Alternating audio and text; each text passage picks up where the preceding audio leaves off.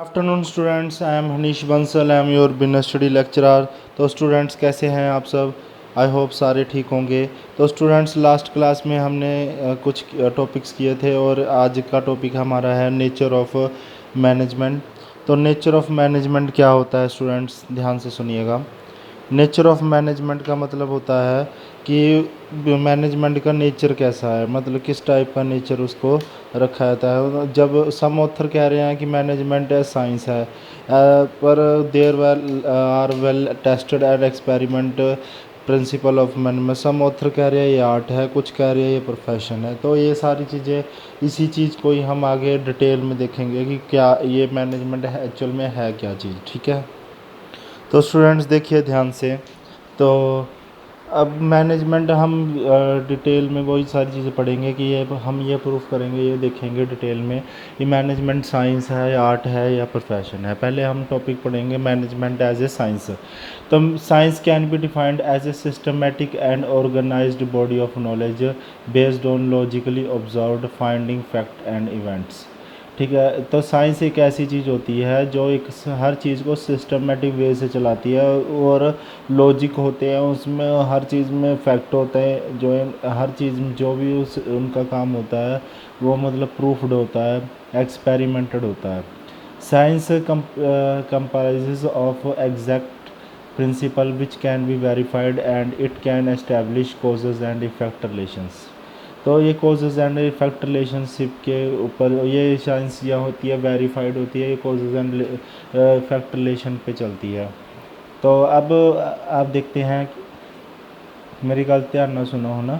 ਆਪਾਂ ਹੁਣ ਦੇਖਦੇ ਆ ਕਿ ਮੇਨ ਕਰੈਕਟਰਿਸਟਿਕਸ ਕੀ ਨੇ ਜਾਂ ਫੀਚਰ ਕੀ ਨੇਗੇ ਸਾਇੰਸ ਦੇ। ਪਹਿਲਾ ਤਾਂ ਫੀਚਰ ਆ ਜਾਂਦਾ ਸਿਸਟਮੈਟਿਕ ਬੋਡੀ ਆਫ ਨੌਲੇਜ। ਕਹਿੰਦੇ ਸਿਸਟਮੈਟਿਕ ਬੋਡੀ ਆਫ ਨੌਲੇਜ ਹੈ। And in science, organized and systematic study material is available which is used to acquire the knowledge of science. Like science in management also there is availability of systematic and organized study material. So first feature of science is present in management. And the systematic body of knowledge ਦਾ ਮਤਲਬ ਕੀ ਹੈ? ਇਹਦੇ ਵਿੱਚ ਹਰ ਚੀਜ਼ systematic ਵੇ ਨਾਲ ਦਿੱਤੀ ਹੁੰਦੀ ਹੈ management ਦੀ। Study material given ਹੁੰਦਾ, ਠੀਕ ਹੈ। ਜੋ ਨੌਲੇਜ ਸਾਇੰਸ ਦੇ ਵਿੱਚ ਮਿਲਦੀ ਹੈ ਉਹੀ ਮੈਨੇਜਮੈਂਟ ਦੇ ਵਿੱਚ ਵੀ ਨੌਲੇਜ ਸਟੱਡੀ ਮਟੀਰੀਅਲ ਦੇ ਵਿੱਚ ਆਪਾਂ ਨੂੰ ਪ੍ਰੋਵਾਈਡ ਹੁੰਦੀ ਹੈ। ਠੀਕ ਹੈ, ਆਪਾਂ ਨੂੰ ਸਿਸਟਮੈਟਿਕ ਅਵੇਲੇਬਿਲਿਟੀ ਹੁੰਦੀ ਹੈ। ਤਾਂ ਇਸ ਲਈ ਇਹ ਵਾਲਾ ਫੀਚਰ ਪ੍ਰੈਜ਼ੈਂਟ ਹੈ, ਠੀਕ ਹੈ, ਮੈਨੇਜਮੈਂਟ ਦੇ ਵਿੱਚ। ਤਾਂ ਆਪਾਂ ਕਹਿ ਸਕਦੇ ਹਾਂ ਕਿ ਸਾਇੰਸ ਵਾਲੇ ਮੈਨੇਜਮੈਂਟ ਐਜ਼ ਏ ਸਾਇੰਸ ਦੇ ਵਿੱਚ ਸਿਸਟਮੈਟਿਕ ਬੋਡੀ ਆਫ ਨੌਲੇਜ ਇਹਦੇ ਵਿੱਚ ਕੀ ਹੈ, ਪ੍ਰੈਜ਼ੈਂਟ ਹੈ। ਨੈਕਸਟ ਪੁਆਇੰਟ ਦੇਖਦੇ ਆਪਾਂ। ਤਾਂ ਨੈਕਸਟ ਪੁਆਇੰਟ ਦੇਖਦੇ ਹਾਂ ਆਪਾਂ, ਇਸ ਜਿਹੜਾ principle are based on experimentation. ਕਹਿੰਦੇ ਜਿਹੜਾ ਸਾਇੰਸ ਹੈ, scientific principle are developed through observation and then tested through repeated experiment.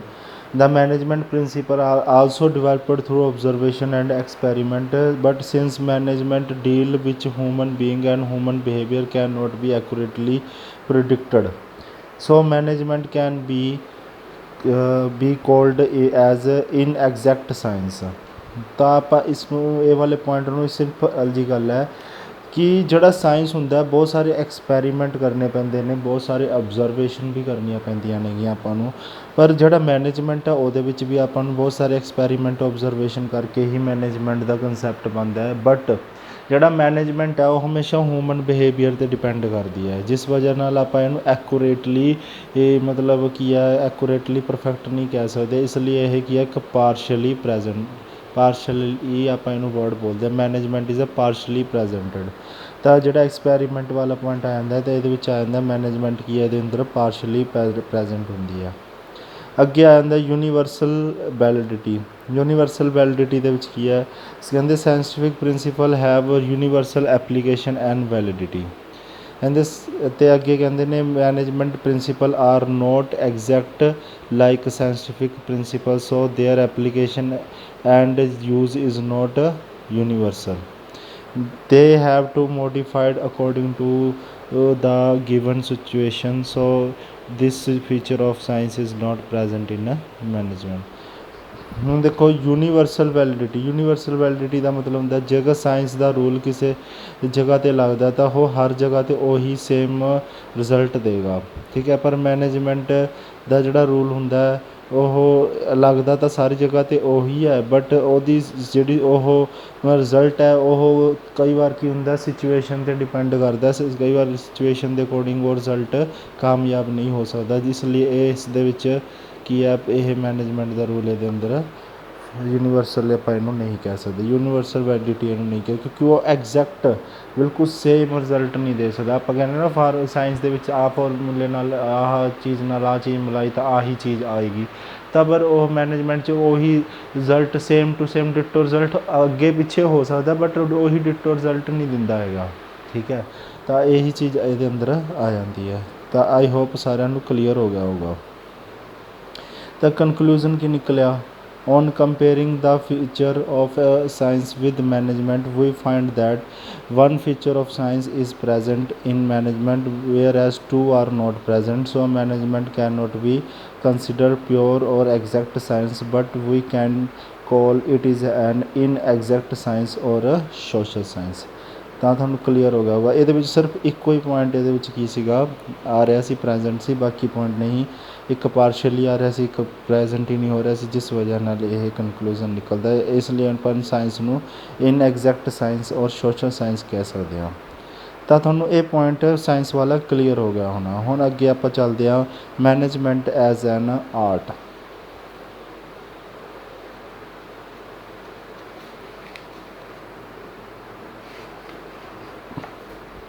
Management as an art.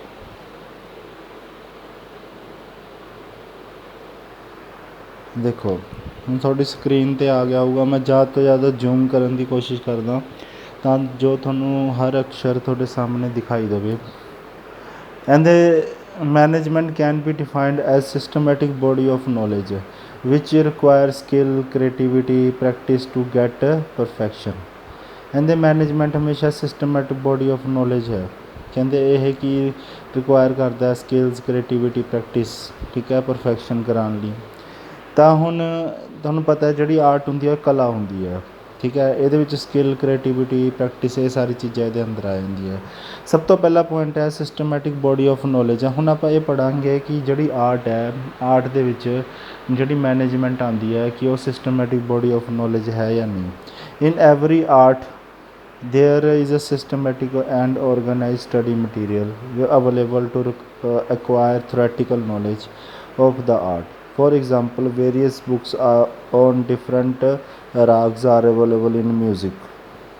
ਕਹਿੰਦੇ ਇਹਦੇ ਵਿੱਚ ਕੀ ਹੈ, ਆਪਾਂ ਨੂੰ ਸਟੱਡੀ ਮਟੀਰੀਅਲ ਦੇਖੋ ਸਾਇੰਸ ਵੀ ਸਟੱਡੀ ਮਟੀਰੀਅਲ ਪੜ੍ਹਨੀ ਪੈਂਦੀ ਹੈ, ਪਰ ਆਰਟ ਦੇ ਕਲਾ ਵੀ ਸਿੱਖਣ ਵਾਸਤੇ ਹੁਣ ਮਿਊਜ਼ਿਕ ਹੈ, ਮਿਊਜ਼ਿਕ ਨੂੰ ਵੀ ਆਪਾਂ ਨੂੰ ਪਹਿਲਾਂ ਥਿਓਰੈਟੀਕਲ ਵਰਕ ਤਾਂ ਪੜ੍ਹਨਾ ਪਏਗਾ ਨਾ। ਕੋਈ ਵੀ ਕਲਾ ਸਿੱਖਣ ਲਈ ਪਹਿਲਾਂ ਉਹਦਾ ਥਿਓਰੈਟੀਕਲ ਵਰਕ ਕਰਨਾ ਪੈਂਦਾ। ਤਾਂ ਇਸ ਲਈ ਆਪਾਂ ਕੀ ਕਰਦੇ ਹਾਂ, ਇਹਦੇ ਵਿੱਚ ਇਹ ਪ੍ਰੈਜੈਂਟ ਹੈ ਮੈਨੇਜਮੈਂਟ। ਮਤਲਬ ਆਪਾਂ ਕਹਿ ਸਕਦੇ ਹਾਂ ਕਿ ਆਰਟ ਦਾ ਜਿਹੜਾ ਪਹਿਲਾ ਪੁਆਇੰਟ ਹੈ ਉਹ ਮੈਨੇਜਮੈਂਟ ਦੇ ਵਿੱਚ ਵੀ ਕੀ ਹੁੰਦਾ, ਪ੍ਰੈਜੈਂਟ ਹੁੰਦਾ ਹੈ। ਦਾ ਦੂਜਾ point personalised application. In the field of art only theoretical knowledge is not enough. ਕਹਿੰਦੇ ਥਿਓਰੈਟੀਕਲ ਨੌਲੇਜ ਇਹਦੇ ਵਿੱਚ ਕੀ ਹੈ, ਇਨਫ ਨਹੀਂ ਹੈਗੀ। every artist must have personal skill and creativity to apply that knowledge। ਹੁਣ ਦੇਖੋ ਹੁਣ in the field of art only theoretical knowledge is not enough. ਹੁਣ ਤੁਹਾਨੂੰ ਪਤਾ ਹੈ ਵੀ ਆਰਟ ਦੇ ਵਿੱਚ ਥਿਓਰੈਟੀਕਲ ਨੌਲੇਜ ਨਾਲ ਨਹੀਂ ਕੁਛ ਬਣਦਾ। ਇਹਦੇ ਵਿੱਚ ਇੱਕ ਆਰਟਿਸਟ ਨੂੰ ਪਰਸਨਲ ਸਕਿੱਲਸ ਕ੍ਰੀਏਟੀਵਿਟੀ ਚਾਹੀਦੀ ਹੈ ਜੋ ਮਤਲਬ ਉਹ ਆਪਣੀ ਨੌਲੇਜ ਨੂੰ ਅਪਲਾਈ ਕਰਕੇ ਦੇਖੇ।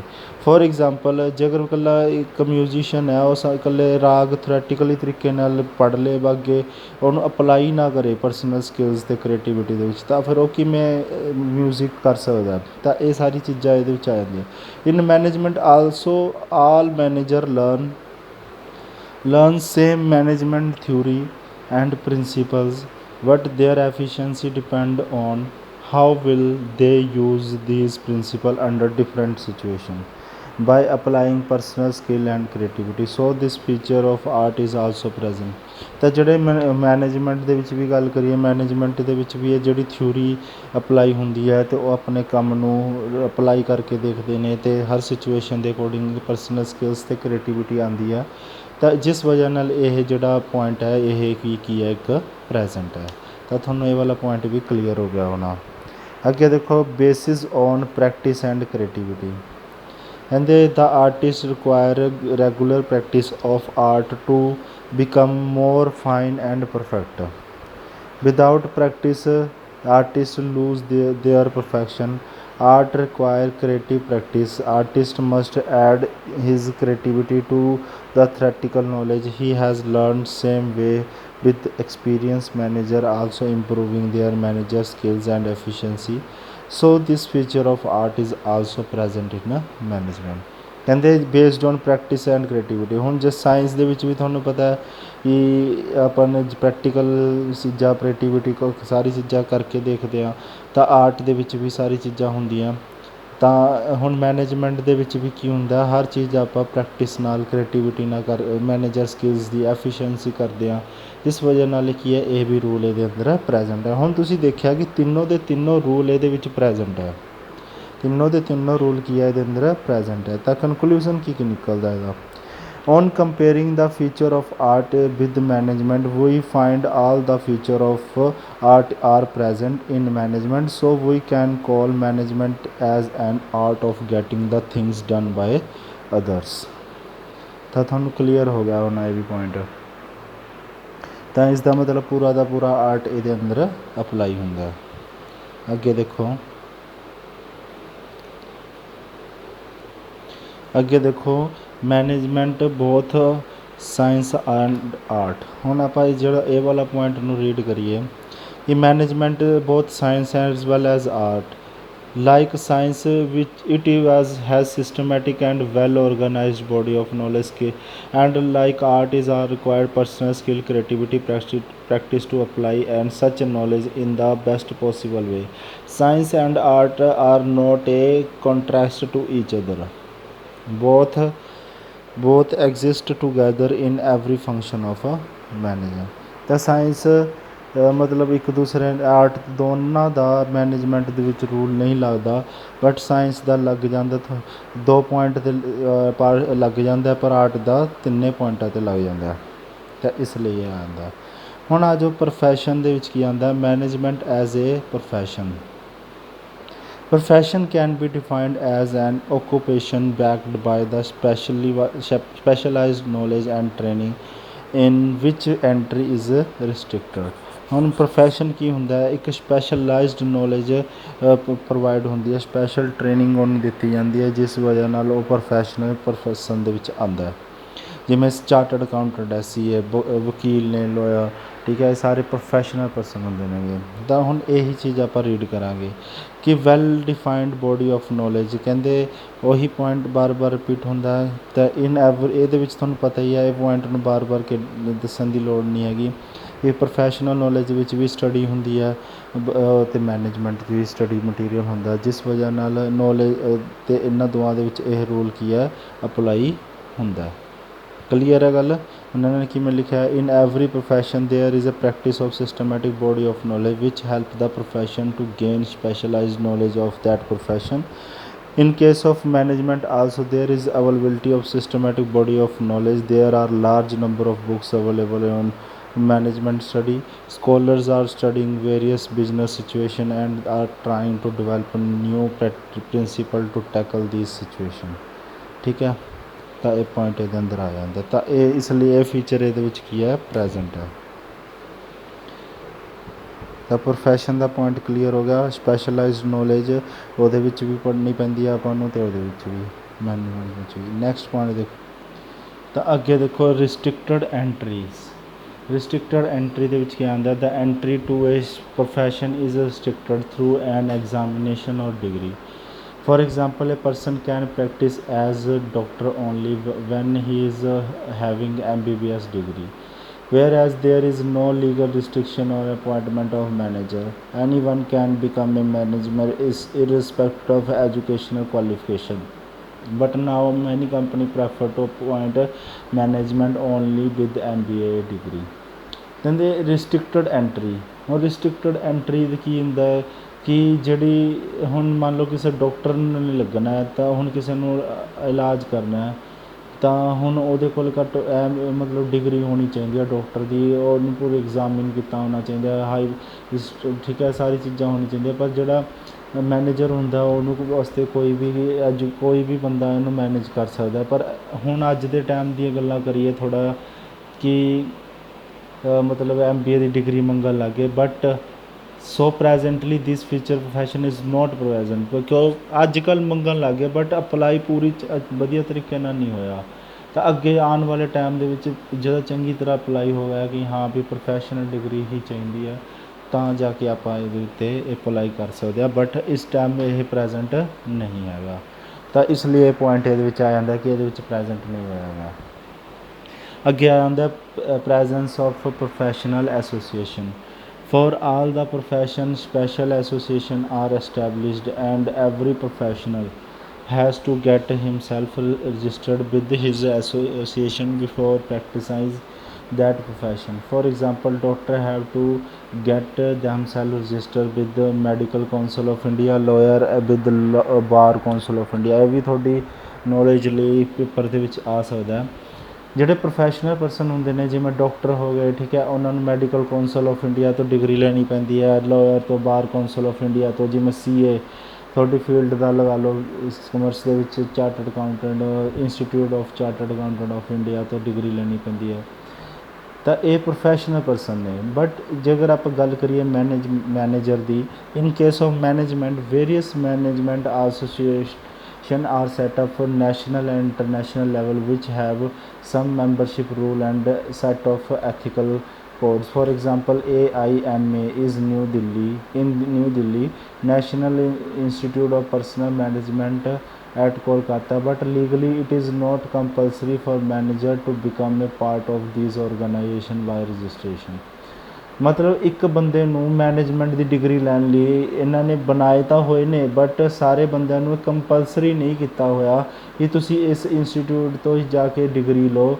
ਅਗਰ ਤੁਸੀਂ ਇੱਕ ਸੈੱਟ ਇੰਸਟੀਟਿਊਟ ਤੋਂ ਦੀ ਡਿਗਰੀ ਲੈਂਦੇ ਹੋ ਜਿਹੜੇ ਆ ਡਿਗਰੀ ਮੈਂਸ਼ਨ ਕੀਤੀਆਂ ਹੋਈਆਂ, ਤਾਂ ਤੁਸੀਂ ਇੱਕ ਪ੍ਰੋਫੈਸ਼ਨਲ ਪਰਸਨ ਬਣ ਸਕਦੇ ਹੋ। ਬਟ ਹੁਣ ਇਹ ਚੀਜ਼ ਕੰਪਲਸਰੀ ਨਾ ਹੋਣ ਕਰਕੇ ਤਾਂ ਇਹ ਰੂਲ ਵੀ ਇਹਦੇ ਵਿੱਚ ਕੀ ਹੈ ਪ੍ਰੈਜੈਂਟ ਨਹੀਂ ਹੁੰਦਾ, ਜਿਸ ਵਜ੍ਹਾ ਨਾਲ ਪਰ ਆਉਣ ਵਾਲੇ ਟਾਈਮ ਦੇ ਵਿੱਚ ਹੋ ਸਕਦਾ ਹੈ ਕਿ ਇਹ ਪ੍ਰੈਜੈਂਟ ਹੋ ਜਾਵੇ, ਬਟ ਇਸ ਟਾਈਮ ਇਹ ਰੂਲ ਨਹੀਂ ਪ੍ਰੈਜੈਂਟ ਹੈਗਾ, ਜਿਸ ਵਜ੍ਹਾ ਲਈ ਇਹ ਪੁਆਇੰਟ ਨੋਟ ਪ੍ਰੈਜੈਂਟ 'ਚ ਆ ਜਾਂਦਾ।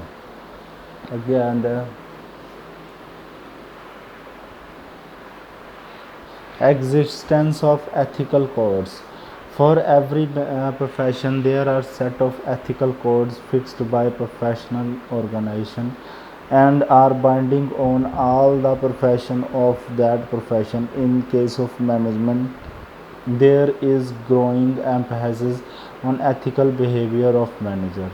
All India Management Association are devised a code of conduct for Indian manager, but legally it is not compulsory for all the manager to get registered with AIMA। ਤੁਹਾਨੂੰ ਮੈਂ ਦੱਸ ਹੀ ਦਿੱਤਾ ਪਿਛਲੇ point 'ਚ ਵੀ ਆਇਆ ਸੀ, ਅਵੋਇਡ ਬਾਏ ਦਾ ethical codes. ਹੁਣ ਜਿਹੜੇ ਆਹ ਐਗਜ਼ਿਸਟੈਂਸ ਆਫ ਐਥੀਕਲ ਕੋਡ ਹੁੰਦੇ, ਇਹਦਾ ਮਤਲਬ ਹੁੰਦਾ ਹੈ ਕਿ ਰੂਲ ਐਂਡ ਰੈਗੂਲੇਸ਼ਨ ਜਿਹੜੇ ਐਥੀਕਲ ਕੋਡ ਕੰਡਕਟ ਹੁੰਦੇ ਨੇ ਉਹੀ ਗੱਲਾਂ ਮੰਨਣੀਆਂ ਪੈਂਦੀਆਂ ਨੇ ਜਿਹੜੇ ਉਹਨਾਂ ਦੇ ਔਰਗਨਾਈਜੇਸ਼ਨ ਦੁਆਰਾ ਪ੍ਰੋਵਾਈਡ ਹੁੰਦੀਆਂ ਨੇ। ਇੱਕ ਪ੍ਰੋਫੈਸ਼ਨਲ ਪਰਸਨ ਨੂੰ ਉਹੀ ਚੀਜ਼ਾਂ ਕਰਨੀਆਂ ਪੈਂਦੀਆਂ ਜੋ ਉਹਨਾਂ ਨੂੰ ਸਿਖਾਇਆ ਜਾਂਦਾ। ਬਟ AIMA ਵਾਲਾ rule all India management association ਤਾਂ ਇਹ ਹੈ ਤਾਂ ਗਿਆ, ਬਟ ਕੰਪਲਸਰੀ ਨਹੀਂ ਹੈਗਾ ਮੈਨੇਜਰ ਨੂੰ ਕਿ ਇਹ ਅਪਲਾਈ ਕਰਨ ਜਾਂ ਰਜਿਸਟਰ ਕਰਵਾਉਣ, ਤਾਂ ਜਿਸ ਵਜ੍ਹਾ ਨਾਲ ਇਹ ਵੀ ਰੂਲ ਇਹਦੇ ਅੰਦਰ ਪ੍ਰੈਜੈਂਟ ਨਹੀਂ ਹੁੰਦਾ। ਪਰ ਆਉਣ ਵਾਲੇ ਟਾਈਮ ਦੇ ਵਿੱਚ ਜ਼ਰੂਰ ਆ ਜਾਏਗਾ, ਬਟ ਹੁਣ ਇਹਦੇ ਵਿੱਚ ਨਹੀਂ ਹੈਗਾ। ਤਾਂ ਕਲੀਅਰ ਹੈ ਗੱਲ। ਅੱਗੇ ਦੇਖੋ ਸਟੂਡੈਂਟਸ, ਸਰਵਿਸ ਮੋਟਿਵ ਦੇ ਵਿੱਚ ਕੀ ਆਉਂਦਾ? The basic motive of every profession is to serve the clients with dedication, whereas the basic purpose of management is achievement of management goal। For example, a business organization, the goal can be profit maximization। ਹੁਣ service motive ਕੀ ਹੈ? Service motive ਦੇ ਵਿੱਚ ਕੀ ਆ ਜਾਂਦਾ?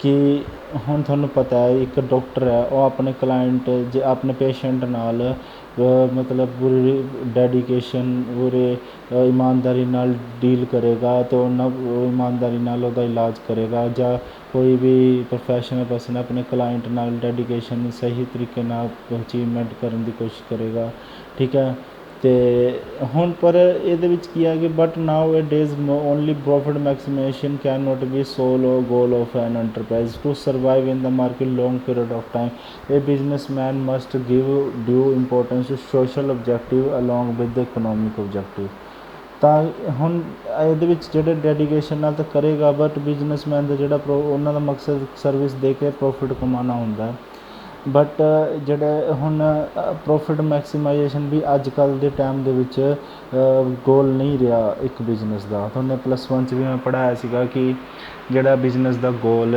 ਨਹੀਂ ਹੈਗਾ profit ਮੈਕਸੀਮਾਈਜੇਸ਼ਨ ਉਹਦੇ ਨਾਲ ਸੋਸ਼ਲ ਓਬਜੈਕਟਿਵ ਵੀ ਆ ਜਾਂਦੇ ਨੇ ਜੋ ਸੋਸ਼ਲ ਓਬਜੈਕਟਿਵ ਤਾਂ ਆਉਂਦੇ ਨੇ ਜੇਕਰ ਲੌਂਗ ਟਰਮ ਸਰਵਾਈਵ ਕਰਨਾ ਤਾਂ ਸੋਸ਼ਲ ਓਬਜੈਕਟਿਵ ਨੂੰ ਵੀ ਫੋਲੋ ਕਰਨਾ ਪੈਂਦਾ ਤਾਂ ਜਿਸ ਵਜ੍ਹਾ ਨਾਲ ਵੀ ਇਹ ਰੂਲ ਇਹਦੇ ਅੰਦਰ ਪ੍ਰੋਫੈਸ਼ਨ ਦੇ ਵਿੱਚ ਪ੍ਰੈਜੈਂਟ ਨਹੀਂ ਹੈਗਾ ਤਾਂ ਜਿਸ ਵਜ੍ਹਾ ਨਾਲ ਇਹ ਇਹਦੇ ਅੰਦਰ ਕਨਕਲੂਡ ਅੱਗੇ ਜਾ ਕੇ ਹੋ ਜਾਏਗਾ ਬਟ ਇਸ ਟਾਈਮ ਨਹੀਂ ਹੈਗਾ ਤਾਂ ਇਹ ਚੀਜ਼ਾਂ ਇਹਦੇ ਅੰਦਰ ਆ ਜਾਂਦੀਆਂ ਅੱਗੇ ਆ ਜਾਓ ਸਟੂਡੈਂਟਸ ਕਨਕਲੂਜ਼ਨ ਕੀ ਨਿਕਲਦਾ ਹੈ ਹੁਣ ਤੁਸੀਂ ਤਾਂ ਇਹਦੇ ਵਿੱਚ ਦੇਖਿਆ ਕਿ ਕੋਈ ਪੁਆਇੰਟ ਪ੍ਰੈਜੈਂਟ ਹੈ ਬਾਕੀ ਸਾਰੇ ਤਾਂ ਪ੍ਰੈਜੈਂਟ ਨਹੀਂ ਹੈਗੇ ਅੱਗੇ ਆ ਕੇ ਹੋ ਜਾਏਗਾ ਅੱਗੇ ਦੇਖੋ on comparing the feature of profession with management we can conclude that presently all the feature of profession are not present in management but very soon may be by next decade these will be included in management with statutory backing so we can say management is on the path of becoming a profession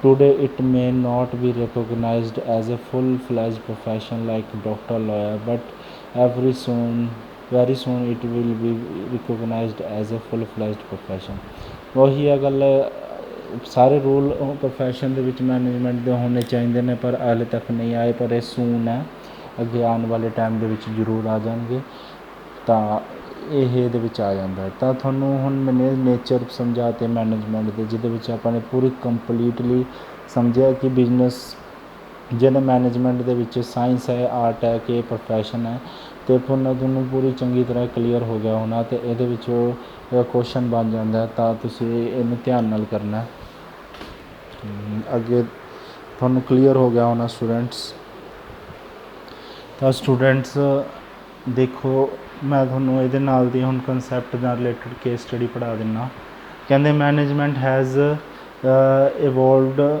with like a discipline there are a number of books on management students are learning from these books various principles are and theory of management but all students of MBA do not become successful only by learning these principles the success depend upon creative application of these principles today many companies have started giving importance to corporate social responsibility and business ethics in the above para on one feature of science art profession each are given identify ਹੁਣ ਇਹਨਾਂ ਸਾਰਿਆਂ ਦੇ ਵਿੱਚ ਆਪਾਂ ਨੇ ਪੈਰੇ ਦੀ coating lines ਦੇ according ਆਪਾਂ ਨੇ ਦੇਖਣਾ ਕਿ ਕਿਹੜੀ ਕੀ ਸਾਇੰਸ ਹੈ ਕਿ ਕਿਹੜਾ ਪੁਆਇੰਟ ਇਹਦੇ ਅੰਦਰ ਆ ਜਾਂਦਾ ਹੁਣ ਇਹਦੇ ਵਿੱਚ ਦੇਖੋ ਆਪਾਂ ਨੇ ਜੇਕਰ ਆਪਾਂ ਸਾਰੀ ਕੇਸ ਪੜ੍ਹੀਏ ਤਾਂ ਇਹਦੇ ਵਿੱਚ ਦੇਖੋ ਨੰਬਰ ਆਫ ਬੁੱਕਸ ਦਾ ਮਤਲਬ ਕੀ ਹੋ ਗਿਆ ਸਟੱਡੀ ਦੀ ਗੱਲ ਕਰ ਰਹੇ ਨੇ ਆਪਾਂ ਕੰਸੈਪਟ ਪੜ੍ਹਿਆ ਸੀਗਾ ਜਦੋਂ ਸਟੱਡੀ ਥਿਓਰੈਟੀਕਲ ਨੌਲੇਜ ਦੀ ਗੱਲਾਂ ਕਰੀਏ ਬੁੱਕਸ ਦੇ ਵਿੱਚ ਤਾਂ ਕਿਹੜਾ ਇਹ ਪੁਆਇੰਟ ਕੀ ਆਉਂਦਾ systematic body of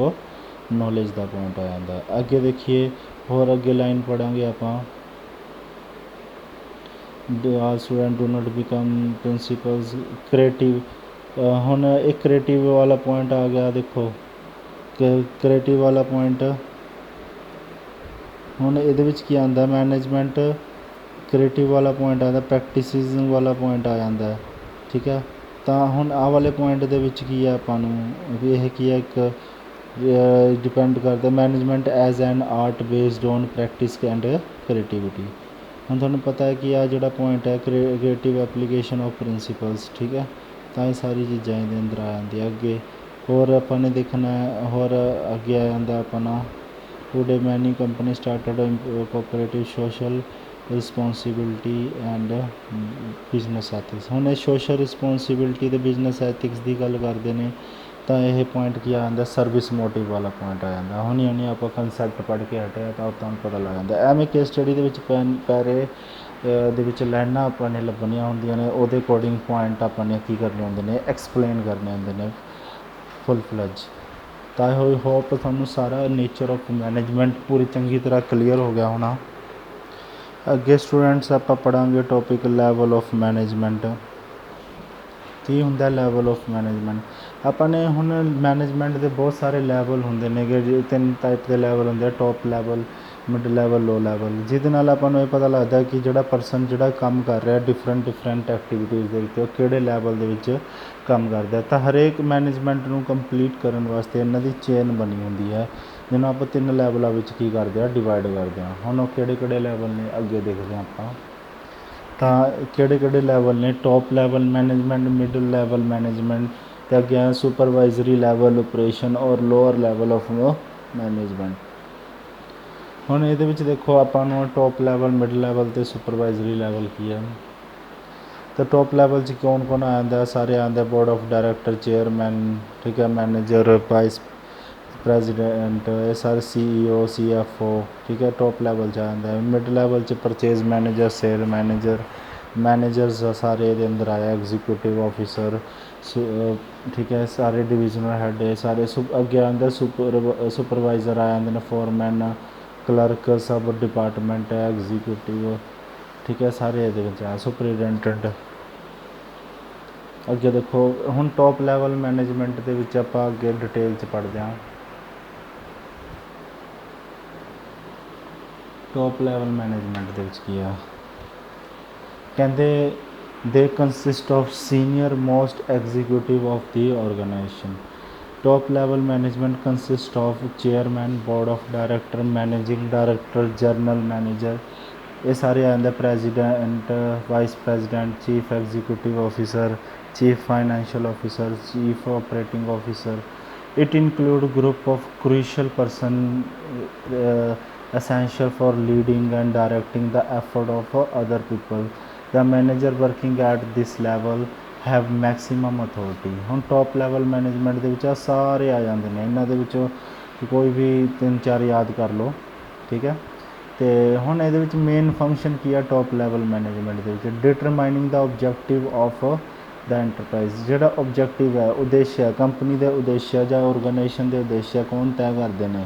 top level management. ਉਹਨਾਂ ਨੂੰ ਪਤਾ ਹੈ ਕਿ ਜੇਕਰ ਆਪਾਂ ਨੇ ਬਿਜ਼ਨਸ ਨੂੰ ਲੌਂਗ ਟਰਮ ਚਲਾਉਣਾ, ਸ਼ਾਰਟ ਟਰਮ ਓਬਜੈਕਟਿਵ ਹੈ, ਕਿਵੇਂ ਮਰਜ਼ੀ ਬਿਜ਼ਨਸ ਦੇ ਜਿਹੜੇ ਪੁਆਇੰਟ ਨੇਗੇ, ਜਿਹੜਾ ਵੀ ਕੋਈ ਗੋਲ ਹੈ ਉਹ ਸ਼ਾਰਟ ਟਰਮ ਤੈਅ ਕਰਨਾ, ਲੌਂਗ ਟਰਮ ਤੈਅ ਕਰਨਾ, ਸਾਰਾ ਕੁਛ ਕੀ ਹੈ ਇਹਦੇ ਵਿੱਚ ਆ ਜਾਂਦਾ। ਪਹਿਲਾ ਪੁਆਇੰਟ ਤੁਹਾਨੂੰ ਕਲੀਅਰ ਹੋ ਗਿਆ ਹੋਣਾ। Framing end of plans and policy. Framing of plans and policy ਮਤਲਬ ਪਲਾਨ ਅਤੇ ਪੋਲਿਸੀ ਕੌਣ ਫਰੇਮ ਕਰਦਾ, ਕੌਣ ਤਿਆਰ ਕਰਦਾ? ਟੋਪ ਲੈਵਲ ਮੈਨੇਜਮੈਂਟ ਸੀਗਾ। ਜਿਹੜੇ ਓਬਜੈਕਟਿਵ ਨੂੰ ਸੈੱਟ ਕਰਨ ਦੇ ਵਿੱਚ ਕੀ ਕਰਦੇ ਨੇ, ਹੈਲਪ ਹੁੰਦੇ ਨੇ। ਅੱਗੇ ਆਉਂਦਾ organising activity to be performed by person working at middle level. The top level management assigns job to different individual working at different level। ਕਹਿੰਦੇ ਜਿਹੜਾ ਔਰਗੇਨਾਈਜ਼ਨ ਐਕਟੀਵਿਟੀ ਹੁੰਦੀ ਹੈ ਉਹ ਕਿਹਦੇ ਦੁਆਰਾ ਪਰਫੋਰਮ ਕੀਤੀ ਜਾਂਦੀ ਹੈ? Middle level. ਪਰ ਜਿਹੜੇ ਐਕਟੀਵਿਟੀ ਨੂੰ ਦਿੰਦਾ ਕੌਣ ਹੈ? Top level. ਕਿਹਨੂੰ ਦੇ ਦਿੰਦਾ? ਮਿਡਲ ਲੈਵਲ ਨੂੰ, ਠੀਕ ਹੈ।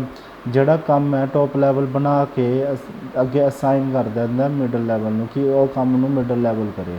ਤਿਆਰ ਕਰ ਦਿੰਦਾ ਟੋਪ ਲੈਵਲ, ਪਰ ਕੰਮ ਕਰਨ ਨੂੰ ਕਹਿੰਦਾ ਮਿਡਲ ਲੈਵਲ ਨੂੰ। Assembling all the resources such as finance, fix assets. The top level management arranges all the financial required to carry on day-to-day activity. They buy fixed asset to carry on activity in the organization। ਹੁਣ ਜਿਹੜੇ top ਹੁਣ assembling ਕਰਨਾ ਕੀ ਪੈਸੇ day to day ਜਿਹੜੀ activity ਹੁੰਦੀ ਆ ਉਹਨਾਂ ਦਾ ਫਾਈਨਾਂਸ, ਫਿਕਸ ਐਸੈਟਸ ਖਰੀਦਣਾ, ਐਕਟੀਵਿਟੀ ਔਰਗੇਨਾਈਜੇਸ਼ਨ ਨੂੰ ਚਲਾਉਣ ਲਈ ਸਾਰਾ ਕੌਣ ਅਸੈਂਬਲ ਕਰਕੇ ਦਿੰਦਾ? Top level. ਤਾਂ ਤੁਹਾਨੂੰ ਕਲੀਅਰ ਹੋ ਗਿਆ। ਅੱਗੇ ਪੁਆਇੰਟ ਦੇਖੋ, responsible for welfare and survival of the organisation. ਕਹਿੰਦੇ top level is responsible for the survival and growth of the organization. They make plan to run the organization smoothly and successfully. ਕਹਿੰਦੇ ਹੁਣ ਜਿੰਨੇ ਵੀ ਸਾਰੀ responsibility organisation survive ਕਰਾਉਣਾ, welfare ਲਈ ਸੋਚਣਾ, ਸਾਰਾ ਕੁਛ grow ਕਰਨਾ, ਬਿਜ਼ਨਸ ਨੂੰ ਕਿਵੇਂ ਕਰਨਾ, ਸਾਰਾ ਕੁਛ ਕਿਹਦੀ ਰਿਸਪੋਂਸੀਬਿਲਟੀ ਹੁੰਦੀ ਆ, ਟੋਪ ਲੈਵਲ ਦੀ ਹੁੰਦੀ ਆ। ਅੱਗੇ ਆ ਜਾਂਦਾ liaison with outside world, for example meeting government officials, ਜਿੰਨੇ ਵੀ ਕੰਪੀਟੀਟਰ, ਸਪਲਾਇਰ, ਮੀਡੀਆ, ਜਿੰਨੇ ਵੀ ਪਰਸਨ ਹੁੰਦੇ ਆ ਉਹਨਾਂ ਨਾਲ ਕੰਟੈਕਟ ਕਰਨਾ, ਉਹਨਾਂ ਨਾਲ ਮੀਟਿੰਗਸ ਕਰਨਾ, ਔਰਗੇਨਾਈਜੇਸ਼ਨ ਸਕਸੈਸਫੁਲ ਬਣਾਉਣ ਲਈ। ਔਰ ਮਤਲਬ ਇਹਨਾਂ ਨਾਲ ਕੋਈ ਵੀ ਮੀਟਿੰਗਸ ਅਰੇਂਜ ਕਰਨਾ ਜਾਂ ਆਊਟਸਾਈਡ ਨਾਲ ਡੀਲਿੰਗ ਕਰਨਾ, ਇਹ ਸਾਰੀ ਕਿਹਦੀ ਸਿਸਟਮ ਹੁੰਦਾ, ਇਹ ਟੋਪ ਲੈਵਲ ਦਾ ਹੁੰਦਾ। To integrate diverse elements and coordinate the activity of different department according to overall activities objectives. ਕਹਿੰਦੇ ਕੀ ਹੈ ਕਿ to integrate diverse element and coordinate the activity. ਹੁਣ ਮੇਰੀ ਗੱਲ ਧਿਆਨ ਨਾਲ ਸੁਣੋ, ਇਹਦੇ ਵਿੱਚ ਇਹ ਆ ਜਾਂਦਾ ਹੈ ਕਿ ਜਿਹੜਾ ਹੁਣ ਐਲੀਮੈਂਟਸ ਜਿੰਨੇ ਵੀ ਡਾਈਵਰਸ ਕਰਨਾ ਅਤੇ ਉਹਦੇ ਨਾਲ ਤਾਲਮੇਲ ਬਣਾਈ ਰੱਖਣਾ ਤਾਂ ਜੋ ਔਰਗੇਨਾਈਜੇਸ਼ਨ ਦੇ ਗੋਲ ਅਚੀਵ ਹੋ ਸਕਣ, ਤਾਂ ਇਹ ਸਾਰੀ ਚੀਜ਼ਾਂ ਕੌਣ ਕਰਦਾ, top level. Analyse business environment and it's implement, business environment ਨੂੰ ਐਨਾਲਾਈਜ਼ ਕਰਨਾ ਕਿ ਹਾਂ ਬਿਜ਼ਨਸ ਆਪਣਾ ਔਰਗੇਨਾਈਜੇਸ਼ਨ ਦੇ ਗੋਲ ਦੇ ਅਕੋਰਡਿੰਗ ਚੱਲ ਰਿਹਾ ਨਹੀਂ ਹੈ, ਐਨਾਲਾਈਜ਼ ਕਰਨਾ, ਇੰਪਲੀਮੈਂਟ ਕਰਨਾ, ਸਰਵਾਈਵ ਕਰਵਾ ਬਿਜ਼ਨਸ ਨੂੰ ਸਹੀ ਪੋਜੀਸ਼ਨ 'ਤੇ ਪਹੁੰਚਾਉਣਾ, ਸਾਰਾ ਟੋਪ ਲੈਵਲ ਦਾ ਹੁੰਦਾ। ਦੇ ਆਰ ਸਾਰੀ ਜੀ ਐਕਟੀਵਿਟੀ ਦੇ ਰਿਸਪੋਂਸੀਬਲ ਕੌਣ ਹੁੰਦੇ ਨੇ, ਟੋਪ ਲੈਵਲ ਹੁੰਦੇ ਨੇ। ਤਾਂ ਤੁਹਾਨੂੰ ਕਲੀਅਰ ਹੋ ਗਿਆ ਹੋਣਾ ਟੋਪ ਲੈਵਲ ਵਾਲਾ ਪੁਆਇੰਟ। ਅੱਗੇ ਦੇਖੋ ਮਿਡਲ ਲੈਵਲ ਕੀ ਹੁੰਦਾ। And the mid level, this level of management consists of a departmental head, as purchase department head, sale department head, finance manager, marketing manager, plant superintendent. People of this group are responsible for executing the plans and policy made by top level. They act as a linking pin between top and lower level management. They also exercise the function of top level for their department. They make plans and policy of their department, organize and collect the resources. ਕਹਿੰਦੇ ਸਾਰਾ ਕਿਹਦਾ ਕੰਮ ਹੁੰਦਾ, mid level ਦਾ। ਸਾਰੀ ਪੋਜੀਸ਼ਨਾਂ ਨੇ mid level ਦੇ ਵਿੱਚ, ਇਹ ਤੁਹਾਨੂੰ ਯਾਦ ਕਰਨੀਆਂ ਨੇ। ਅੱਗੇ ਆਉਂਦਾ ਮੇਨ ਮਿਡ ਲੈਵਲ ਦੇ ਮੈਨੇਜਮੈਂਟ ਦੇ ਕੀ ਹੁੰਦੇ ਨੇਗੇ, ਫੰਕਸ਼ਨਸ ਕਿਹੜੇ ਨੇਗੇ। ਸਭ ਤੋਂ ਪਹਿਲਾਂ ਆਉਂਦਾ interpretation of policy framed by top management to lower level. ਕਹਿੰਦੇ middle level management act as linking pin between top level and lower level. They only explain the main plan and policy framed by top level to lower level. ਜਿਹੜੇ middle level ਵਾਲੇ ਹੁੰਦੇ ਨੇ ਉਹ ਕੀ ਕਰਦੇ ਨੇ, ਕੋਈ ਵੀ policy frame ਹੁੰਦੀ ਹੈ ਤਾਂ ਉਹ ਪੋਲਿਸੀ ਨੂੰ ਟੋਪ ਲੈਵਲ ਤੋਂ ਲੈ ਕੇ ਲੋ ਲੈਵਲ ਤੱਕ ਕੀ ਕਰਦੇ ਨੇ, ਮਤਲਬ ਐਕਸਪਲੇਨ ਕਰਦੇ ਨੇ। ਤਾਂ ਇਹਨਾਂ ਦਾ ਕੰਮ ਇਹ ਹੁੰਦਾ ਹੈ ਕਿ ਉੱਥੋਂ ਲੈ ਕੇ ਚੀਜ਼ ਅੱਗੇ ਟਰਾਂਸਫਰ ਕਰਦੇ ਨੇ ਮਿਡਲ ਤੋਂ ਲੋ ਲੈਵਲ ਨੂੰ। Organizing the activity of their department. For executing the plan and policy, generally middle level are the head of some department, so they reorganize all the resource activity of their department. ਤਾਂ ਜਿੰਨੇ ਵੀ plans ਅਤੇ policy execute ਹੁੰਦੀਆਂ ਨੇ ਕਿ ਤਾਂ ਜਿਹੜੇ ਵੀ department ਦੇ head ਹੁੰਦੇ ਨੇ ਉਹ ਪੋਲਿਸੀ ਦੇ ਅਕੋਰਡਿੰਗ ਕੀ ਕਰਦੇ ਨੇ, ਔਰਗਨਾਈਜ਼ ਕਰਦੇ ਨੇ ਐਕਟੀਵਿਟੀ ਨੂੰ, ਅਤੇ ਉਹਦੇ ਅਕੋਰਡਿੰਗ ਪਲਾਨ ਕਰਕੇ ਅੱਗੇ ਕੀ ਕਰਦੇ ਨੇ, ਕੰਮ ਕਰਦੇ ਨੇ ਤਾਂ ਜੋ ਕੰਮ ਵਧੀਆ ਤੋਂ ਵਧੀਆ ਤਰੀਕੇ ਨਾਲ ਹੋ ਸਕੇ। ਅੱਗੇ ਆਉਂਦਾ finding out or recruiting, selecting and appointing the required employees. ਹੁਣ ਕਹਿੰਦੇ finding out or recruiting, selecting and appointing required employees for this their department. The middle level management select and appoint employee of the departments. ਤਾਂ ਹੁਣ ਇਹਦੇ ਵਿੱਚ ਕੀ ਇੱਕ ਗੱਲ ਹੁੰਦੀ ਹੈ ਕਿ ਜਿੰਨੇ ਵੀ ਰਿਕਰੂਟਮੈਂਟ ਹੁੰਦੀ ਹੈ, ਸਿਲੈਕਸ਼ਨ ਹੁੰਦੀ ਹੈ ਜਾਂ ਵੀ ਔਰਗੇਨਾਈਜੇਸ਼ਨ 'ਚ ਕੋਈ ਅਪੁਆਇੰਟਮੈਂਟ ਹੁੰਦੀ ਹੈ ਤਾਂ ਜਿਹੜੇ ਵੀ ਇਹ ਕੀ ਕਰਦੇ ਨੇ, ਇਹ ਮਿਡਲ ਲੈਵਲ ਇਹਨੂੰ ਕੀ ਕਰਦੇ ਨੇ, ਸਿਲੈਕਟ ਕਰਦੇ ਨੇ, ਅਪੁਆਇੰਟ ਕਰਦੇ ਨੇ, ਕਿਉਂਕਿ ਮਿਡਲ ਲੈਵਲ ਨੂੰ ਹੀ ਪਤਾ ਹੁੰਦਾ ਹੈ ਕਿ ਕੌਣ ਪਰਸਨ ਕਿਸ ਡਿਪਾਰਟਮੈਂਟ ਦੇ ਵਿੱਚ ਜ਼ਿਆਦਾ ਬੈਟਰ ਹੈ, ਕਿਸ 'ਚ ਨਹੀਂ। ਤਾਂ ਇਹ ਮਿਡਲ ਲੈਵਲ ਇਸ ਚੀਜ਼ ਨੂੰ ਬਖੂਬੀ ਜਾਣਦੇ ਨੇ। ਅੱਗੇ ਆਉਂਦਾ ਮੋਟੀਵੇਸ਼ਨ ਦਾ person to perform their best abilities. The middle level manager offer various incentives to employees so that they get motivated and perform their best ability। तो ਕੀ ਮਿਡਲ ਲੈਵਲ ਕੀ ਕਰਦੇ ਨੇ ਕਿ ਮੋਟੀਵੇਟ ਕਰਦੇ ਨੇ ਆਪਣੇ EMPLOYEES ਨੂੰ ਅਤੇ ਉਹਨਾਂ ਨੂੰ ਬੈਸਟ ਅਬਿਲਿਟੀ ਉਹਨਾਂ ਨੂੰ ਕੁਛ ਨਾ ਕੁਛ ਇਨਸੈਂਟਿਵਸ ਦੇ ਕੇ ਉਹਨਾਂ ਨੂੰ ਮੋਟੀਵੇਟ ਕਰਦੇ ਨੇ। Cooperate with other department cooperate ਹੁੰਦੇ ਨੇ ਸਮੂਥ ਫੰਕਸ਼ਨਿੰਗ ਚਲਾਉਣ ਵਾਸਤੇ। ਰਿਸਪੋਂਸੀਬਲ ਹੁੰਦੇ ਨੇ ਆਪਣੇ ਫਸਟ ਲਾਈਨ ਮੈਨੇਜਰਸ ਆਲ ਐਕਟੀਵਿਟੀ ਵਾਸਤੇ। ਤਾਂ ਤੁਹਾਨੂੰ ਇਹ ਪੁਆਇੰਟ ਕਲੀਅਰ ਹੋ ਗਿਆ ਹੋਣਾ। ਅੱਗੇ ਦੇਖੋ ਲੋਅਰ ਲੈਵਲ ਕੀ ਹੁੰਦਾ। This level consist of supervisor superintendent foreman sub department executive clerk ਇਹ ਸਾਰੇ ਇਹਦੇ ਵਿੱਚ ਆ ਜਾਂਦੇ ਨੇ ਲੋਅਰ ਲੈਵਲ ਦੇ ਵਿੱਚ। ਇਹਨਾਂ ਦਾ ਕੰਮ ਕੀ ਹੁੰਦਾ, ਇਹਨਾਂ ਦਾ ਡਾਇਰੈਕਟ ਕੰਟੈਕਟ ਹੁੰਦਾ ਲੇਬਰਾਂ ਨਾਲ, ਠੀਕ ਹੈ। ਇਹ ਕੀ ਕਰਦੇ ਨੇਗੇ ਕੋਈ ਵੀ ਕੰਮ ਕਰਵਾਉਂਦੇ ਨੇ ਇਹਨਾਂ ਕੋਲ ਕੁਆਲਿਟੀ ਕੁਆਂਟਿਟੀ ਐਕਚੁਅਲੀ ਇਹ ਕੁਆਲਿਟੀ ਕੁਆਂਟਿਟੀ ਇਹਨਾਂ ਦੇ ਹੱਥ 'ਚ ਹੁੰਦੀ ਹੈ ਕਿਉਂਕਿ ਇਹ ਫਿਜ਼ੀਕਲੀ ਉੱਥੇ ਮੌਜੂਦ ਹੁੰਦੇ ਨੇ ਅਤੇ ਮਤਲਬ ਸਹੀ ਐਕਚੁਅਲ ਆਊਟਪੁੱਟ ਦੱਸਦੇ ਨੇਗੇ ਅਤੇ ਉਹਨੂੰ ਰਿਪੋਰਟ ਕਰਦੇ ਨੇ ਮੈਂ ਮਿਡਲ ਲੈਵਲ ਨੂੰ ਰਿਪੋਰਟ ਕਰਦੇ ਨੇ। ਇਹ ਰਿਸਪੋਂਸੀਬਲ ਹੁੰਦੇ ਨੇ ਕਿ ਜੋ ਵੀ ਵਰਕਰ ਕੰਮ ਕਰ ਰਹੇ ਨੇ ਉਹਦਾ ਡਿਸਿਪਲਿਨ ਮੇਨਟੇਨ ਕਰਨ ਦੇ ਵਿੱਚ ਵੀ ਰਿਸਪੋਂਸੀਬਲ ਹੁੰਦੇ ਨੇ।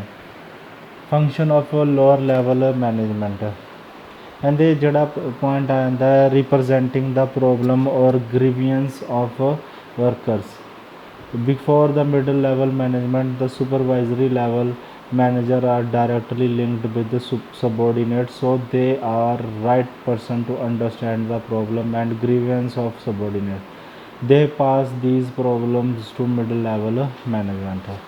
ਕਹਿੰਦੇ ਹੁਣ ਦੇਖੋ ਰਿਪਰਜੈਂਟਿੰਗ ਦਾ ਪ੍ਰੋਬਲਮਸ ਕਹਿੰਦੇ ਮਿਡਲ ਲੈਵਲ ਜਿਹੜੇ ਬੰਦੇ ਹੁੰਦੇ ਨੇਗੇ ਹੁਣ ਇਹ ਬੰਦੇ ਜਿਹੜੇ ਸੁਪਰਵਾਈਜ਼ਰੀ ਲੈਵਲ ਹੁੰਦੇ ਨੇ ਨਾ ਇਹ ਡਾਇਰੈਕਟਲੀ ਕੀ ਕਰਦੇ ਨੇ ਲਿੰਕ ਹੁੰਦੇ ਪ੍ਰੋਬਲਮ ਨਾਲ ਲਿੰਕ ਹੁੰਦੇ ਨੇ। ਇਹਨਾਂ ਨੂੰ ਪਤਾ ਹੁੰਦਾ ਕਿ ਪ੍ਰੋਬਲਮ ਕੀ ਆ ਅੰਡਰਸਟੈਂਡ ਕਰਦੇ ਨੇ ਉਹ ਐਕਚੁਅਲ ਪਰਫੋਰਮੈਂਸ ਜੋ ਵੀ ਹੁੰਦੀ ਆ ਉਹ ਕੀ ਹੈ ਮਿਡਲ ਲੈਵਲ ਨੂੰ ਇਹ ਦੱਸਦੇ ਨੇ ਕਿ ਆਹ ਪਰਫੋਰਮੈਂਸ ਕਿਉਂਕਿ ਉਹਨਾਂ ਨੂੰ ਪਤਾ ਹੁੰਦਾ ਐਕਚੁਅਲੀ ਕੀ ਹੈ ਕਿ ਪ੍ਰੋਬਲਮਸ ਨੂੰ ਕੀ ਕਰਦੇ ਨੇ ਰਿਪਰਜੈਂਟ ਕਰਦੇ। Maintaining good working condition and developing healthy relation between superior ਔਰ coordinate this supervisory manager provide good working condition provide ਕਰਦੇ ਨੇ ਅਤੇ ਸਪੋਰਟ ਵਰਕ ਇਨਵਾਇਰਮੈਂਟ ਕ੍ਰੀਏਟ ਕਰਦੇ ਨੇ ਤਾਂ ਜੋ ਸਾਰਾ ਦਾ ਕੰਮ ਵਧੀਆ ਤਰੀਕੇ ਨਾਲ ਹੋ ਸਕੇ ਅਤੇ ਸੁਪਰਵਾਈਜ਼ਰ ਅਤੇ ਸਬੋਰਡੀਨੇਟ ਦਾ ਰਿਲੇਸ਼ਨ ਵੀ ਵਧੀਆ ਬਣਿਆ ਰਹੇ। Looking to safety of worker ਦੀ ਸੇਫਟੀ ਵਾਸਤੇ ਵੀ ਇਹ ਇਨਵਾਇਰਮੈਂਟ ਕ੍ਰੀਏਟ ਕਰਦੇ ਨੇ ਤਾਂ ਜੋ ਕਿਸੇ ਨੂੰ ਕੋਈ ਪ੍ਰੋਬਲਮ ਨਾ ਆਵੇ ਅਤੇ ਕੁਆਲਿਟੀ ਨੂੰ ਵੀ ਇਹ ਕੀ ਕਰਦੇ ਸਟੈਂਡਰਡ ਕੁਆਲਿਟੀ ਨੂੰ ਵੀ ਮੇਨਟੇਨ ਕਰਨ ਦੇ ਵਿੱਚ ਕੀ ਕਰਦੇ ਨੇ ਹੈਲਪ ਕਰਦੇ ਨੇਗੇ। They are responsible for boosting the morale of the workers ਦਾ ਜਿਹੜੇ ਇਹ ਕੀ ਹੈ ਹੁਣ ਇਹ ਰਿਸਪੋਂਸੀਬਲ ਹੁੰਦੇ ਨੇ ਕਿ ਟੀਮ ਸਪਿਰਿਟ ਹੁੰਦੀ ਹੈ ਤਾਂ ਜੋ ਕੰਮ ਨੂੰ ਜੋ ਟਾਈਮ ਟੂ ਟਾਈਮ ਇਹ ਕੀ ਕਰਦੇ ਨੇ ਪੂਰਾ ਕਰਨ ਦੇ ਵਿੱਚ ਹੈਲਪਫੁਲ ਹੁੰਦੇ ਨੇ। ਇਹ ਮਿਨੀਮਮ ਵੇਸਟੇਜ ਅੱਗੇ ਦੇਖੋ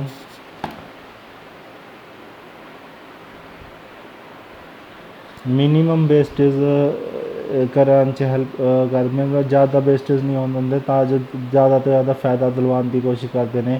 ਇਹ ਐਕਚੁਅਲ ਵਰਕ ਫੋਰਸ ਹੁੰਦਾ ਇਹਨਾਂ ਕੋਲ ਤੁਹਾਨੂੰ ਦੱਸਿਆ ਸੀ ਇਹ ਕੁਆਲਿਟੀ ਕੁਆਂਟਿਟੀ ਲੋਇਲਟੀ ਤਰੀਕੇ ਨਾਲ ਮਤਲਬ ਰਿਸਪੋਂਸੀਬਲ ਹੁੰਦੇ ਨੇ ਸਾਰੀ ਚੀਜ਼ਾਂ ਇਹਦੇ ਅੰਦਰ ਆ ਜਾਂਦੀਆਂ ਨੇ। ਤੁਹਾਨੂੰ ਇਹ ਕਲੀਅਰ ਹੋ ਗਿਆ ਹੋਣਾ ਤਾਂ ਤੁਹਾਨੂੰ ਇਹ ਪੂਰੀ ਚੰਗੀ ਤਰ੍ਹਾਂ ਮੈਨੇ ਸਮਝਾ ਤੇ ਲੈਵਲਸ ਕਿੰਨੇ ਨੇਗੇ ਟੌਪ ਲੈਵਲ ਮਿਡਲ ਲੈਵਲ ਅਤੇ ਲੋ ਲੈਵਲ ਤਾਂ ਆਈ ਹੋਪ ਸਾਰਿਆਂ ਨੂੰ ਸਮਝ ਆਇਆ ਹੋਊਗਾ।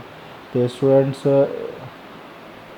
ਹੁਣ ਇਹਦੇ ਨਾਲ ਰਿਲੇਟਡ ਕੇਸ ਸਟੱਡੀਜ਼ ਹੈ ਜਿਵੇਂ ਆਸ਼ੂਤੋਸ਼ ਗੋਨਿਕਾ ਵਾਜ਼ ਵਰਕਿੰਗ ਇਨ ਏਸ ਲਿਮਟਡ ਇਹ company manufacturing air purifier he found that the profit had started declining from the last 6 months. Profit has been implemented for the survival of the firm, so he analyzed and the business environment to find out the reason for this display। ਹੁਣ ਤੁਹਾਨੂੰ ਇਹ ਪੂਰਾ ਪਤਾ ਲੱਗ ਗਿਆ ਹੋਣਾ ਇੱਕ Ashutosh ਗੋਨਿਕਾ working ਕਰਦਾ ਹੈ ਇਹ ਕੰਪਨੀ ਦੇ ਵਿੱਚ ਅਤੇ ਇਹਨਾਂ ਦਾ ਕੰਮ ਕੀ ਹੈ air purifier he found the profit last started declining from the last 6 month profit implement survival of the company ਹੁਣ ਸਰਵਾਈਵ ਕਰ ਰਹੀ ਹੈ ਕੰਪਨੀ ਤਾਂ ਇਨਵਾਇਰਮੈਂਟ ਕੁਛ ਰੀਜ਼ਨਸ ਨੇ ਹੁਣ ਇਹ ਸਾਰੀ ਸਰਵਾਈਵਲ ਕਰਨਾ ਜਾਂ ਪ੍ਰੋਫਿਟ ਡਿਕਲਾਈਨ ਹੋਣਾ ਇਹ ਸਰਦਰਦੀ ਸਾਰੀ ਲੈਣਾ ਕਿਹਦੀ ਹੁੰਦੀ ਹੈ ਸਾਰਾ ਕੁਛ इन्होंने पूछा कि ये केड़ा लैवल है। हुण लो लैवल तो सिरदर्दी लेंदा नहीं, ना मिड लैवल लवे, इसलिए की चाहूगा टॉप लैवल चाहूगा। अगे आंदा बाकी ये फंक्शन बस लिखने ने, थोड़ा मैं थ्योरी च कराई दिता। ਹੁਣ ਇੱਕ ਰਿਸ਼ੀਤੋਸ਼ ਮੁਖਰਜੀ ਸੀਗਾ ਔਰ ਸੈਂਟਰਲੀ ਜੁਆਇੰਡ ਹੋਇਆ ਸੀ ਆ ਕੰਪਨੀ 'ਚ AM ਵੀਡਕਾ ਲਿਮਟਿਡ। ਇਹ ਕੰਪਨੀ ਮੈਨੂਫੈਕਚਰ ਰੈਫਰੀਜਰੇਟਰ ਬਣਾਉਂਦੀ ਸੀਗੀ। He found that the department was under staffed and other department are not cooperating with the department for smooth functioning of the organization. Therefore, he ensured that his department had required number of employee and cooperation with the other department is improved. ਹੁਣ ਇਹ ਪੂਰੀ ਦੀ ਪੂਰੀ case study ਕਿਸ ਚੀਜ਼ ਨੂੰ ਸਮਝਾ ਰਹੀ ਹੈ ਕਿ ਕੋਈ ਫਾਊਂਡ ਕਰ ਰਿਹਾ ਕਿ ਇਹ ਕੋਆਪਰੇਟ ਨਹੀਂ ਕਰ ਰਿਹਾ, ਮਤਲਬ ਸਮੂਥ ਫੰਕਸ਼ਨਿੰਗ नहीं हो पा रही। स्मूथ फंक्शनिंग करने वास्ते गल कर रहे, नंबर ऑफ एम्पलॉई दे बारे गल हो रही है ਜਾਂ ਕੋਆਪਰੇਸ਼ਨ ਬਾਰੇ ਗੱਲ ਹੋ ਰਹੀ ਹੈ ਇੰਪਰੂਵਡ ਕਰਨ ਲਈ, ਤਾਂ ਕਿਹੜਾ ਪੁਆਇੰਟ ਆ ਜਾਂਦਾ ਹੈ, ਮਿਡ ਲੈਵਲ ਵਾਲਾ ਪੁਆਇੰਟ ਆ ਜਾਂਦਾ। ਤਾਂ ਇਹਦੇ ਅੱਗੇ ਫੰਕਸ਼ਨਸ ਕਰਨੇ ਨੇ। ਤਾਂ ਇਹ ਸਾਰੀਆਂ ਚੀਜ਼ਾਂ ਇਸ ਤਰੀਕੇ ਨਾਲ ਕੇਸ ਸਟੱਡੀ ਨੂੰ ਕਰਨਾ ਹੁੰਦਾ ਹੈ। ਤਾਂ ਤੁਹਾਨੂੰ ਕਲੀਅਰ ਹੋ ਗਿਆ ਹੋਣਾ ਸਟੂਡੈਂਟਸ। ਤਾਂ ਨੈਕਸਟ ਟੋਪਿਕ ਜਿਹੜਾ ਆਪਾਂ ਕਰਾਂਗੇ ਉਹ ਅਗਲੀ ਕਲਾਸ 'ਚ ਕਰਾਂਗੇ। ਤਾਂ ਆਈ ਹੋਪ ਸਾਰਿਆਂ ਨੂੰ ਸਮਝ ਆਇਆ ਹੋਊਗਾ। ਅਤੇ ਜੇਕਰ ਕਲਾਸ ਵਧੀਆ ਲੱਗੀ ਤਾਂ ਮਤਲਬ ਇੱਕ ਵਾਰ ਰਿਸਪੌਂਸ ਜ਼ਰੂਰ ਦਿਓ ਕਿ ਹੁਣ 'ਤੇ ਕੋਈ ਡਾਊਟ ਹੋਇਆ ਤਾਂ ਵੀ ਪੁੱਛਿਓ, ਠੀਕ ਹੈ। ਅਤੇ ਮੈਂ ਤੁਹਾਨੂੰ ਸਾਰਾ ਸ਼ੁਰੂ ਤੋਂ ਲੈ ਕੇ ਐਂਡ ਤੱਕ ਸਾਰਾ ਕਰਵਾ ਦੇਣਾ, ਠੀਕ ਹੈ। ਅਤੇ ਆਲਰੇਡੀ ਮੈਂ 2 ਚੈਪਟਰ ਕਰਾ ਚੁੱਕਿਆ, ਠੀਕ ਹੈ। ਬਾਕੀ ਆਪਣਾ ਖਿਆਲ ਰੱਖੋ, ਸੁਰੱਖਿਅਤ ਰਹੋ। ਜੈ ਹਿੰਦ।